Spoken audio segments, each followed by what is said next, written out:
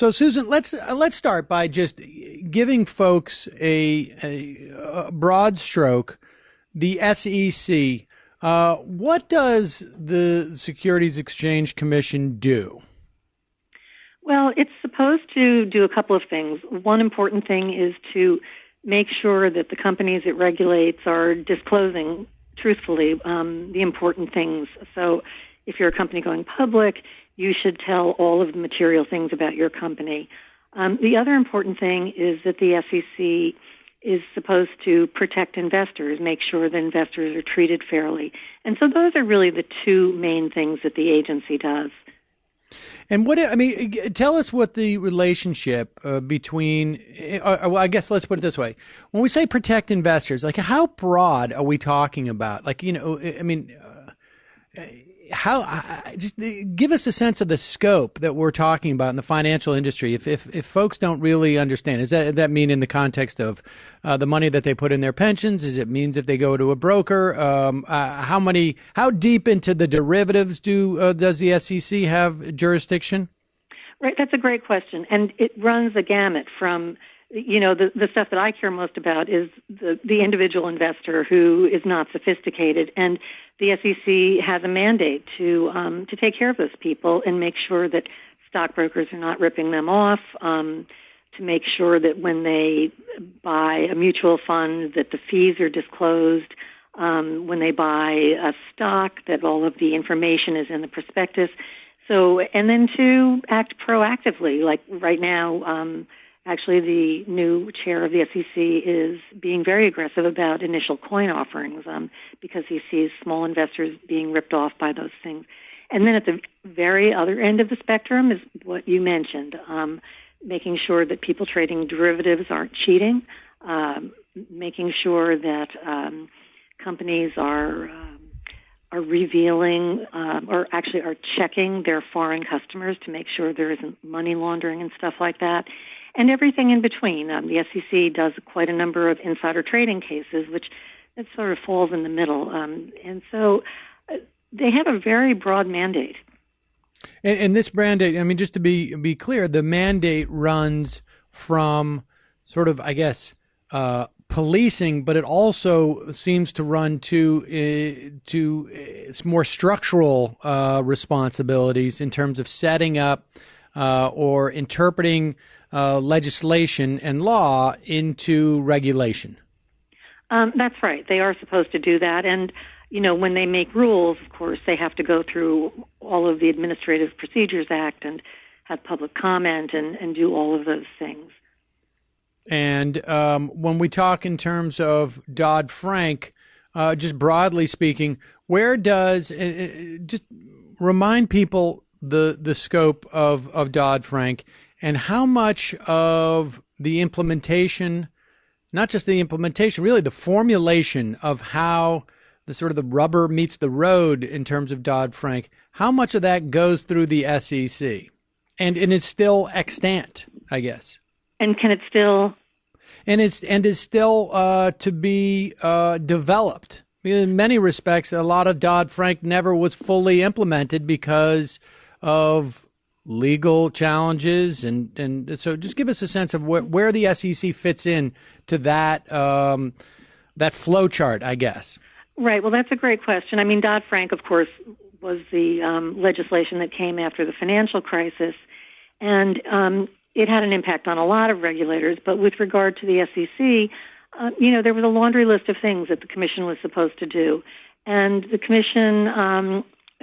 You're completely right. The Commission has not done a lot of the things that they were instructed to do, in Dodd-Frank.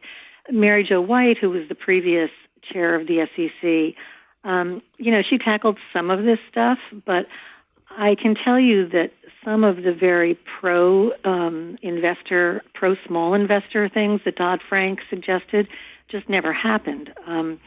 So I think that the agency has been selective in what they'd like to pursue in Dodd-Frank. I'm thinking in particular, Dodd-Frank allowed the Securities and Exchange Commission to basically review mandatory arbitration and decide that's forcing people to go into a private hearing instead of court, and to potentially say that brokers couldn't force people to use mandatory arbitration. And, Mary Jo White ducked and dodged for a while about that, but never did anything. They studied it, but they never did anything with it. So, it was a long agenda that the agency got in DoddFrank. I can understand that they couldn't do all of it really quickly, but they were selective in what they chose to go after. Can you just for people who are listening and say, wait a second, how is that possible? I mean, first off, we should remind people that Dodd-Frank was passed, what was it, 2010? Yes, 2010, you're right. And we're 8 years out, and, obviously there's a new administration, but the old administration was around for 6 years after it had been passed. Can you just, for people who don't understand that dynamic, that and part of this was part of the criticism of Dodd-Frank at the time, at the very least from the left, was that you're attempting, and by you I mean those who proposed the legislation and were in favor of it, you're attempting to do this surgically, and there's a problem with doing it surgically because the surgeon has too much discretion over how they approach this. As opposed to just sort of, taking a meat cleaver to the whole system. Will you just explain that dynamic of how it is that we could have parts of Dodd-Frank that just simply no one got around to dealing with? Well, it's two things. One is, as I mentioned, they had the option of choosing which things to do first. And, nobody ever explains how they decide to go after one, to, work on one project and not another one. But it is at the agency's discretion. I suppose, I don't know if legislatively they could do this, but I suppose they could have said, you must do X, instead of saying, here's your laundry list, go work on it. But that's not what they did in Dodd-Frank. They said, here's your laundry list, go work on it. So, as I say, you just see this very selective situation. The other thing is that rulemaking, changing things in federal agencies, it is this tortuous process. And if you want to drag your feet, the system helps you do it. Oftentimes, you have to put things out to public comment. Once you do that, and this is a very important part of this, the big law firms that represent the Wall Street firms, they come in and they file voluminous comment letters objecting to any pro-investor suggestion, and it sort of slows the whole process down. So there are a lot of things at work in causing something like the Dodd-Frank laundry list to not all happen quickly.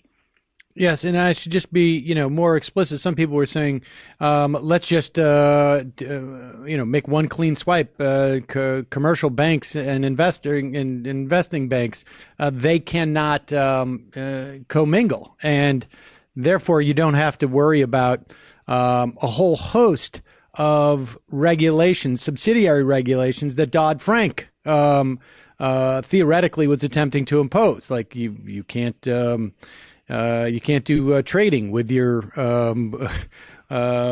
client's money, or et cetera, et cetera.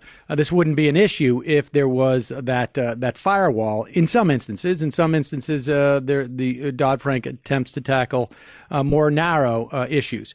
But let's take a break.